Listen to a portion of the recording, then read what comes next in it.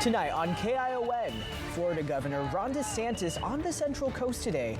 A look at the visit met by protesters and how the sheriff's office is keeping the community safe. Plus, we'll introduce you to a local foundation that is planting the seeds of philanthropy by and for Latinos on the Central Coast. And I guess our rainy season's really here. Our second weather system of the week on the way, just in time for the weekend. Also, Watsonville Community Hospital is getting a new CEO after months of searching when he's set to take over. KION News Channel 46 starts right now. Covering the Central Coast, this is KION News Channel 46 at 11 o'clock. Our community is here and we're watching and that we're paying attention. Republican presidential candidate and Florida Governor Ron DeSantis in town today. His visit was met with protests as he got together with local ag leaders. Good evening and thank you for joining us tonight for KION News at 11. We begin with a presidential candidate visit to the Central Coast. Florida Governor Ron DeSantis holding a private fundraising event in Monterey County. As promised, his arrival came with protests from those who fight for farm worker rights. DeSantis is one of multiple candidates fresh off the GOP primary debate in Simi Valley Wednesday night. He's attempting to represent the Republican Party in the next presidential election. However, DeSantis isn't without criticism, as those against his visit to Salinas have been actively protesting today. And Governor DeSantis left the Corral de Tierra Country Club just before noon, where he was meeting with local ag leaders. KION's Anna Torrea spoke to angry protesters and the leaders of the Monterey County Republican Party. Tonight, Florida Governor Ron DeSantis visiting the Central Coast. Ag leaders in Monterey County welcoming the presidential candidate, while others not so much. Protesters standing across the entrance of Corral de Tierra, holding signs and making their message clear. We're going to protect our people at all costs, and we need to do that. And we need all leaders, big leaders from anywhere, from companies and assembly and state and federal, to protect our people. Several who drove by honked in support. And it's just not anti-immigrant, it's also women's rights. It's also LGBTQIA rights. It's also basic human rights that he's standing against. And so we're really asking people to support each other and support basic human rights. I think right now in today's environment, I think any move politically is going to cause a backlash and a lot of furor, just like you see today. Here at the Corral de Tierra Country Club, you can see right across the entrance, Monterey County Sheriff is posted up front here. Jeff Gorman is the Republican Party chair for Monterey County. He has a different take. We want the same things. We want a healthy community. We want to take care of our children. We want to be kept safe from crime. And we don't want our children to be exposed to drugs or sexual perversion. Gorman supports the business leaders that invited the presidential candidate to Monterey County. I think they're being unfairly attacked. And it's a shame, because these people are the people who create jobs, make the money flow here. KION reached out several times to the agricultural executives listed as hosts for DeSantis' visit. We are working on getting a response. KION also wanted to speak with Governor DeSantis about his visit to Monterey County, but his press team told us that he was unavailable. Earlier this week, Salinas Council voted to denounce DeSantis' visit to the area, and with his attendance came some safety concerns. KION spoke with Monterey County Sheriff about what today entails for the department. Sheriff Tina Nieto says their job is not necessarily to protect one person, but to keep the overall peace in the community, pointing out that the department is there to protect everyone's rights. So what I want to tell the viewers is that if there's any type of protest and we are called because of the protest, we are there just to keep the peace. They disagree about things, but our job in the sheriff's, if it happens in the sheriff's jurisdiction, is primarily to keep the peace. In terms of notable incidents, the sheriff's office says a few vehicles did drive onto the private property of the event, honking and causing a disturbance. However, when the vehicles were approached by deputies, they complied and left the property. There were no other incidents related to DeSantis' visits. And to be notified of news happening close to where you live, be sure to download our free app. You can do so by searching for KION. All right, how about we get a first look at weather with our Weather Authority Chief Meteorologist, Dan Cianca. Hey there, Dan. Hey there, Austin. It's been a nice couple of days here on the Central Coast. That's going to come to an end, but if you like the warm weather, we have more of that in the forecast, too. Let's show you what's going on out there tonight, though. Here's a live look from Domenico's on the wharf. At the moment, skies are mostly clear. We do have a few low clouds, and actually they're just kind of right around the peninsula this evening, and that's about the only spot that we have any cloud cover, in fact. Skies are otherwise clear here across the region tonight. You can barely even pick them out here on this map. In fact, this map's not really showing them all that well, but there's just a couple right over the peninsula at the moment, which I'm seeing on some other satellite sources. You also might be seeing that full moon out there tonight. It is also a super moon. I think it's the second or third super moon of the year. The last one was a blue moon. It was a super moon. This is not a blue moon, just a regular super moon, but might look a little bigger in the sky tonight. This was our sunset from Salinas, a nice glow in the sky as we concluded our Thursday. Fort Hunter, Liggett, and Bradley were our hotspots today at 86. Hollister not too far behind at 84. And we were in the upper 70s in Santa Cruz and Watsonville, and low to mid 70s on the south side of the bay. Still a pretty nice day today. We had a little bit of wind earlier, and it's still blowing out there tonight. Right now, temperatures are in the 50s to around 60 degrees, pretty mild, maybe a little cool in some spots, but as I mentioned, that wind still going, especially out on the outer coast, where a gale warning remains in effect through 4 p.m. tomorrow from Point Pinos to Point Piedras Blancas. So still a little bit of wind, especially out on the exposed coast overnight tonight. Temperatures kind of leveling off in the mid-50s overnight. We will have a few patchy low clouds, but that's about it. Clouds will be more of a part of your forecast late tomorrow into the weekend, and we're going to add some rain in there as well. We're talking about that coming up. Great. Thank you so much, Dan. Despite weeks of speculation, City Manager Steve Kerrigan is indeed staying with the city of Salinas. Kerrigan was initially appointed to the role during the pandemic. In the last few weeks, there were rumors he was moving on to become the city manager of San Bernardino. Kerrigan released a statement today saying he was in the running for the job, but has pulled his name out of the race. Kerrigan issued a statement saying, quote, "We've made a lot of progress on major issues like homelessness, affordable housing, crime, and infrastructure, and I want to be here to continue that momentum." Kerrigan also says he can't imagine seeing himself working anywhere else. Well, after a 4-month recruitment search, Watsonville Community Hospital is finally getting a new CEO. The Pajaro Valley Healthcare District approved the contract for Stephen Gray during its board meeting on Wednesday night. Gray is currently the Chief Administrative Officer for the Sutter Bay Medical Foundation Santa Cruz Division. Interim CEO Matko Verranges will continue to serve in his role through the end of October. Gray will fully take the reins on November 1st. This evening at a celebration in downtown Salinas, the Siembra Latinos Fund is encouraging and reminding people about the importance of investing in their community. In Monterey County, Latinos make up more than half of the population. La Gente Latina are a majority, yet still face barriers. For that reason, leaders of the Siembra Latinos Fund, a component of the Community Foundation for Monterey County, están sembrando. They are sowing seeds of philanthropy by and for Latinos around the Central Coast. We are a substantial population. We fulfill a substantial group of the local population. And so servicing the local Latino community is really servicing the entire community, because if one portion of the community grows, then we all grow together. Going on its 6th year, leaders of the Siembra Latinos Fund have handed out an estimated $100,000 in grants to nonprofits in various fields: education, mental health, and more. For example, last year, a STEM program for girls at El Sausal Middle School received a check for $20,000. It just feels that we're being embraced by... This year, the fund's advisory board members are raising a toast to a man who is a champion for affordable housing in Monterey County.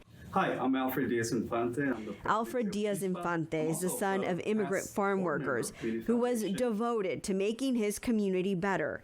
Tragically, he died in a car accident back in 2021. The Siembra Latinos Fund now announcing their inaugural Alfred Diaz-Infante Award for those who make a difference by using their position and influence in the community to advance positive change and elevate the lives of Latinos within Monterey County. I am absolutely honored and humbled. People like Dr. Ernesto Vela, who is the Assistant Superintendent of Student Services for Monterey County Office of Education. I try in my best, whether as an educator, as a community leader, or just as an advocate for students to support them to reach their fullest potential.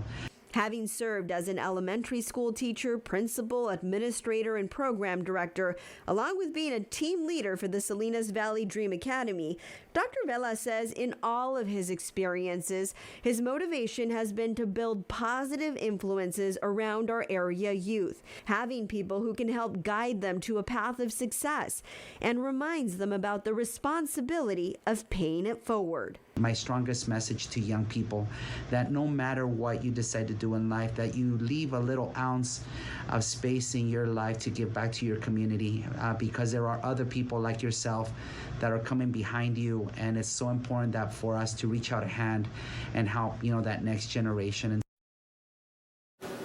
And again, Siembra Latinos is a field of interest fund of the Community Foundation for Monterey County, which provides financial stewardship, administrative support, and the services of a fully accredited community foundation held to rigorous national standards. Well, still ahead, the city of Santa Cruz is planning a breach of the San Lorenzo River Lagoon tomorrow. Why it's needed and the area you'll want to avoid. Also, we'll introduce you to the green spin on their tradition of lowriding. And before we go, we're taking a live look outside on this Thursday evening. Our chief meteorologist, Dan Cianca, will join us once again on the other side of the break with your full weather forecast. You're watching KION News Channel 46 at 11. Inside Edition weeknights at 7:30 on KION News Channel 46. How much money have you wasted trying to find the right shade of foundation to match your skin tone? You end up with so many unused bottles, yet you can't bear to throw them out. Now there's Color Beauty Self-Adjusting Foundation, which means you'll never search for the perfect shade again. It's really difficult for me to find a good tone foundation. I usually purchase about 3 or 4 and sometimes mix them. Color Beauty is a game changer in finding the right foundation. You put it on your skin and it transforms into your own skin tone. The Color Beauty foundation is so simple to put on. My skin looks great and it just looks awesome. The key to the innovative Color Beauty formula is tiny color beads that release and blend to perfectly match your skin tone as you apply it. The foundation is white when it comes out of the bottle, but when I begin to apply it, it adjusts to blend perfectly with the color of my skin. My biggest problem area is my cheeks right here. Color Beauty feels really light on my skin, and I can tell that it is pretty full coverage, so it looks like I don't have too much foundation on, but it is covering all my acne scars like I was saying before. I actually really love it. It's weightless and it's full coverage, and also it literally just matches my skin as soon as I put it on. It's no work. I've never experienced a foundation like this. Color Beauty only comes in 2 colors, light and medium. If you have fair skin or you burn easily, go with the light. If you have darker skin, go with the medium. Plus, with an SPF of 50, they're getting the highest level of sun protection in a lightweight formula. And best of all is Color Beauty's exclusive special. Order Color's Ultimate Beauty Package today and get 40% off. That means you'll get the color adjusting foundation, the skin smoothing primer, and the fan favorite lash enhancer for thicker, longer looking lashes at 40% off. Plus, get free shipping. Visit color40.com or call the number on your screen. Welcome back. How about we check in once again with our Weather Authority Chief Meteorologist, Dan Cianca. Dan, it is Thursday, Friday Junior, as I like to call it. As you like to call it, yeah. Hopefully it'll pick up, but I understand you have something for us on this Thursday. It is Drought Update Thursday, and, well, we've seen some change across the state this week. Let's talk about it. This is a look at the current drought colors across the state. You can see much of the state is drought-free at the moment, and technically where you see the yellow, that is abnormally dry and not considered to be drought. It's just kind of like pre-drought or that sort of thing. But as far as the numbers are concerned, still 6% of the state considered to be in abnormally dry conditions, and 0.07% of the state considered to be in moderate drought. Last week we were at 0.2. Now we're at 0.07, so it has dropped, and I can show you the area where we did see a reduction in drought all the way up in Del Norte County. So where you see the green here, these are areas that saw a reduction in drought status. So this general area right here was removed from the yellow or the abnormally dry, and this green outlined area right here, which is now abnormally dry, was removed from that moderate drought, which explains the difference between 0.2% of the state and 0.07. So a little more improvement today. That area did see some rain last week. Locally, of course, no drought situation. We've been drought-free since the springtime, and probably no change there either. Now, more rain is coming as we take a look at our storm tracker right now. We had a little bit earlier this week in Santa Cruz County, but the rest of us stayed dry. All of us have a chance of getting some rain on Saturday, though, and here is why. Weak trough of low pressure across the Pacific Northwest, but along at a storm system building here. This is going to strengthen. You can see the little wave right here in the lines, a little bit of a dip. This is going to strengthen and then push right down the coast starting tomorrow. And then basically sitting over California as we head into Saturday. So it's going to bring cold air aloft, which will cause lift. Air will want to rise into that cold air. It has some moisture tapped in with it, just kind of along for the ride. So there's moisture enough to make some rainfall. And all those things combined, that's going to give us some rain here. We're going to see some showers across our region Saturday and then maybe into Sunday too. Saturday will certainly be the day with a higher chance, so I wouldn't change any of your plans on Sunday. Just kind of keep an eye on things. But Saturday, you may be dodging showers throughout the day, no matter what you're trying to do outside. Now, if you don't like cool, showery weather, don't worry. It'll be out of here by Monday. And then this big, strong ridge of high pressure is going to build in across the west, and it is actually going to be even warmer next week than it has been over the last couple of days. So there is heat coming. Maybe finally a glimpse of that local summer or late summer that we often get here on the Central Coast. Right now, no extreme heats, but it's certainly going to be quite a bit warmer than it has been in quite some time. Futurecast overnight showing patchy low clouds, and that's where we're going to wake up to tomorrow morning. Now, the model's a little aggressive with the cloud cover tomorrow late in the morning. I think we're going to see a mostly sunny start to the day, so partly cloudy overnight, and then the sun comes up. Some decent sunshine across the region. Temperatures are going to start to warm up a little bit, but then into the afternoon, we'll start to see an increase in clouds. As that storm system approaches, the marine layer will start to deepen, onshore flow will deepen and strengthen, and moisture will start to get pushed into our hills, and we might start seeing some drizzle by late tomorrow night. And then by Saturday morning, the showers begin. We'll see several rounds probably moving through the region. Again, they're going to be spotty to some extent, so, it's possible you'll go throughout the day on Saturday without any rainfall. That's just the way things work. It's also possible you get 3 or 4 rounds of rain throughout the day on Saturday. It's just going to be kind of mixed across the area. And really, I would say maybe southern Monterey County a little bit lower chance, but ultimately most of us have a similar chance of seeing rain on Saturday. Mostly just scattered showers moving across. There's also a slight chance of a thunderstorm. If we do get something like that, it shouldn't be all that strong though. Maybe 1 or 2 bolts of lightning, and that's about it. Shower activity will start to die down Saturday night, and as I mentioned, this possibility we could see a wraparound shower or 2 on Sunday, but the best chance of precipitation is going to be on Saturday. Most cities around the Bay, on average, probably will pick up close to 1/10 of an inch. And again, this is going to be an average because things will be somewhat spotty, maybe up to 1/4 of an inch in the coastal mountains. In the south, you'll be likely to see a little less. Now, this system packed with cold air, if you are traveling through the Sierra Nevada this weekend, passes like Tioga in Yosemite National Park, or maybe Sonora Pass up to the north there. Winter weather advisory, that area expected to get some snow. So yeah, winter returns to the Sierra Nevada. This is Futurecast snowfall through Sunday morning with maybe 1/2 foot of snow in the Sierra High Country. So watch out for some road closures if you're traveling. And we'll probably see a little snow up at Tahoe as well. Future temperatures tomorrow, I'm going to go through these pretty quickly here. We're going to stay in the 70s in the Santa Cruz Mountains and down to the coast tomorrow. 60s on the north coast and out to Bonnie Doon. On the east shore of the bay, expecting temps to be in the 60s to low 70s. Salinas in the low 70s, same in Watsonville. A little warmer, but not quite as hot in Gilroy and Hollister tomorrow. Over to the Monterey Peninsula, all 60s tomorrow. A little bit cooler than today, certainly, with the increase in clouds tomorrow afternoon.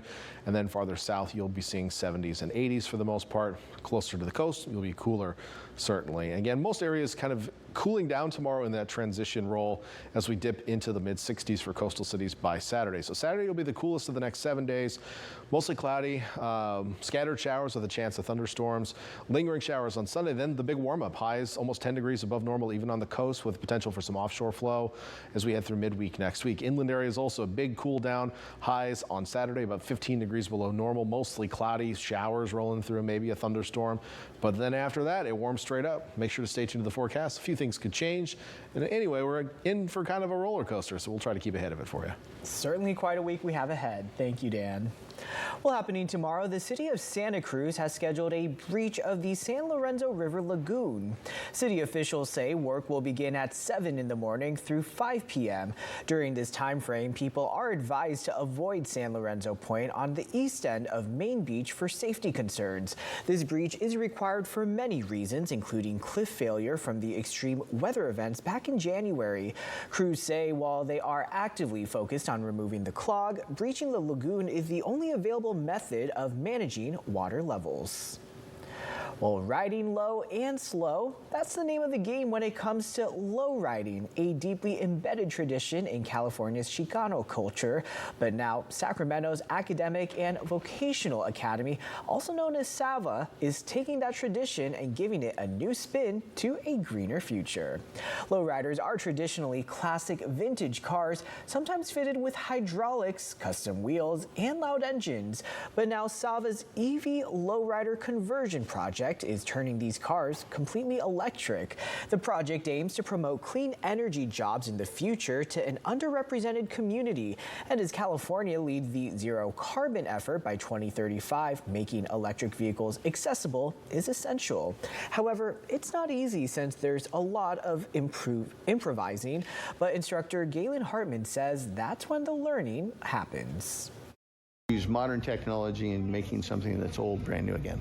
It's been fun. We've taken all of this apart, and so now we're just working on putting it back together. When you grow up like in the lowrider community, you see all the value these cars have. For many students in the program, they say lowriders aren't just a symbol of the past, it's a vision of where the tradition will go down the road. Well, coming up, the funding threat to childcare facilities that could lead to some closing, the pandemic-era childcare policy that is set to end. KION is CBS News.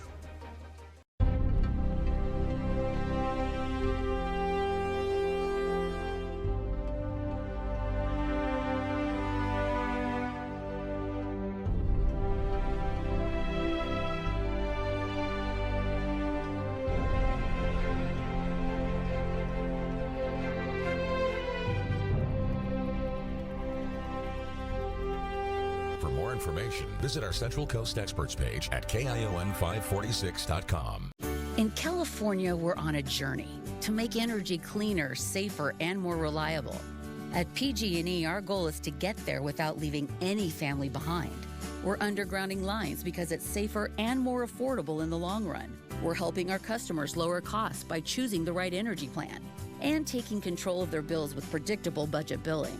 As your hometown utility, we won't stop until we deliver the safe, reliable, renewable, and affordable energy you deserve. Local is defined as belonging to a particular area or neighborhood. And while most banks offer financial solutions, Santa Cruz County Bank is your local community bank. So what does it mean to be truly local? It means reinvesting in the community, creating relationships with your clients, making decisions locally, and valuing the people who work with you. Santa Cruz County Bank. Local people, local bank.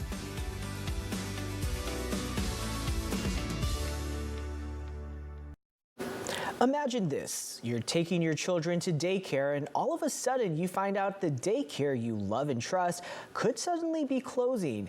Advocates say that's the reality that could unfold because of federal funds for childcare providers and billions of dollars in pandemic aid set to expire this weekend. Mike Valerio explains. I worry what's going to happen to those moms now, specifically the single parents. Delisa Abreu, a single mother of two, had to leave her job to take care of her kids during the pandemic. Now she worries she may have to do the same thing again because historic federal funding for childcare expires this weekend, meaning childcare costs could soar, and supporters of the funding say daycares could be forced to close. I lose sleep over it. It's a constant worry. This weekend, we'll see the expiration of a $24 billion federal COVID-19 pandemic support program, funding that helped childcare providers stay afloat and help to make daycare more affordable. Mom Alex McGann says even with the federal help, care for her daughter was still too expensive. After running all the numbers and assessing all of our options, we realized that we would probably be losing money if we did send her to daycare. According to the Century Foundation, a progressive think tank, when federal support expires, more than 70,000 childcare programs are projected to close nationwide, and more than 3 million children could be at risk of losing access to care. If mamas and daddies can't get care for their babies, they can't go to work. There is bipartisan support to extend childcare funding. The main issue, how to pay for it. Do we raise taxes? Do we just borrow it? I mean, we are running big deficits, and deficits do matter. In Los Angeles, I'm Mike Valerio reporting. Now, a heads up for anyone with a baby in your home. Federal safety regulators are warning consumers tonight to stop using a certain bassinet immediately because it could possibly be deadly for an infant. The warning applies to the 5-in-1 rocker bassinets. The U.S. Consumer Product Safety Commission says they pose suffocation, strangulation, and fall hazards to infants, adding that the bassinets fail to meet the safety requirements of its infant sleep products rule. They were sold online at Walmart.com and other websites and were sold in green and gray color schemes. Federal regulators say the product's importer, Rev Grace Import, is not cooperating on the recall or offering a remedy to consumers. People are now being urged to throw out the baby rocker. We'll be back after this break with a look at sports. Entertainment Tonight, weeknights at 7 on KION News Channel 46. Marvin Modern brings exceptional design and performance to any home. A product line created to meet the standards of a true modern architecture. 21st century ingenuity to foster deeper connections with the outdoors, bringing a greater sense of well-being to everyday life. Designed for the future. Designed for you. Marvin Modern. Explore Marvin Modern at Somerset Door and Window. Family owned and serving Santa Cruz County for over 30 years. Visit our showroom today and start your project off right. Welcome to Big Tobacco's Fantasyland. A new, healthier world without cigarettes, as long as you don't count the 6 trillion sold worldwide every year. And vaping won't lead to smoking if you ignore the research that says otherwise. In Big Tobacco's Fantasyland, the deadliest industry is your friend. RDO Equipment Company knows the real mission is outside. In the real-verse, there's a garden to build, a driveway to maintain, and snow to blow. Jobs that only real versatile equipment can do right. Find the right John Deere compact tractor package with RDO to conquer everything the real-verse has waiting for you. Enough with the metaverse. Equip yourself at an RDO store or visit RDOequipment.com to select the perfect tractor package to take on the real-verse. Ask anyone who gave the keys to their kid. Or had an emergency in the middle of the night. Ask anyone whose friend desperately needed a burrito and a hug. From electrified hybrids that just keep going to Honda sensing safety features. There are lots of reasons to buy a Honda. But you know the real one. Honda is dependability. Ask anyone who owns a Honda. Get a great deal on the Accord Hybrid at your NorCal Honda dealer.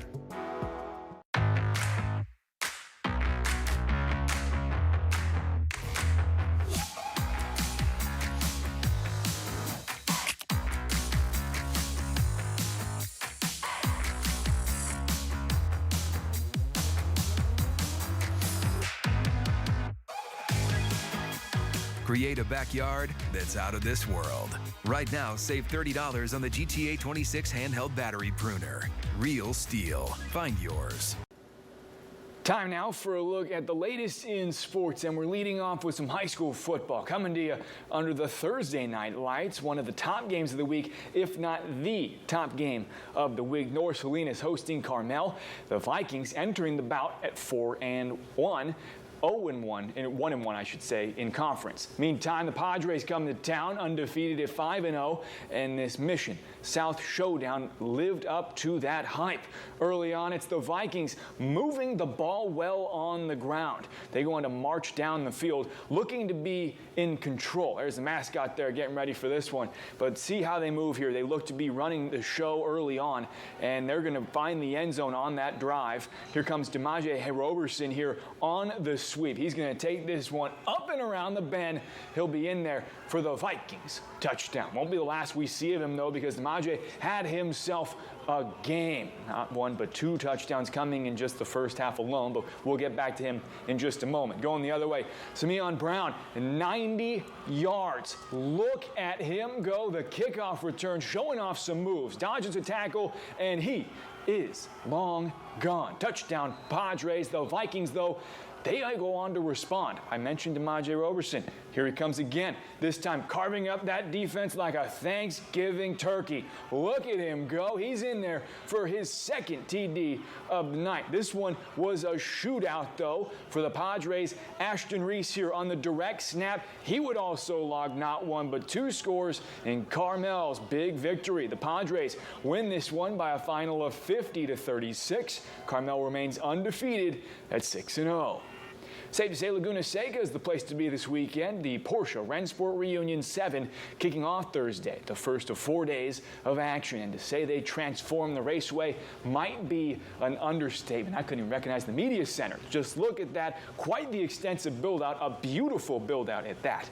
There's the history all around the paddock, essentially a rolling history museum. Even the parking lot looks like a car show. Today, on Thursday, though, it was qualifying and the competition beginning to heat up. But for drivers, this event goes a lot further than just the world-class racing.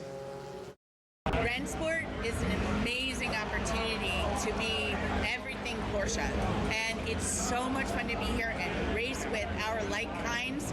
Have our brothers here who we race with all year, but other people who have come from all over the country. It's really a special event. It's a total bucket list event.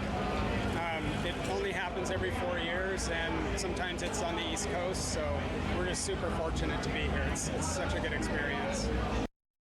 As I mentioned, the action continues through Sunday. Thursday was absolutely packed, but I'm told that's nothing compared to what lies ahead this weekend. And hey, check this out. A Transformer, that's Mirage, even Optimus Prime. Optimus Primal were out there, cars from the movie Cars 2. Just a great time for kids, for people of all ages, race fans out there. Just a great week ahead. Checking out Monterey Bay FC, the captain, Hugh Roberts II, earning some league recognition Thursday after reaching a career milestone. The Players Association honoring Hugh for becoming the all-time regular season minutes leader, 20,967 minutes and counting. How about that? All-time congratulations to Hugh on that historic moment. He leads the league now. We'll look to extend that lead, and this weekend, he'll actually lead the Crispin Kelp into battle. The captain and the squad going into a rematch with San Diego, a huge match, especially when it comes to that playoff picture. Kickoff at 7 this Saturday down south. Before then, though, we're going to check back in with Dan. Dan, how's it going? Not too bad. We got a weather photo and a personalized forecast before you go to bed tonight, so stay tuned for that. KION is CBS Mornings. Get ready for the California